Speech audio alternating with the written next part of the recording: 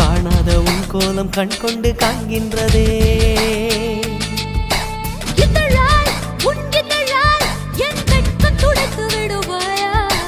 அங்கத்தில் வெட்கங்கள் எங்கெங்கு சொல்வாயா? எங்கெங்கு உண்டு என்று பூவண்டுக்கு சொல்லாதிருக்கான்.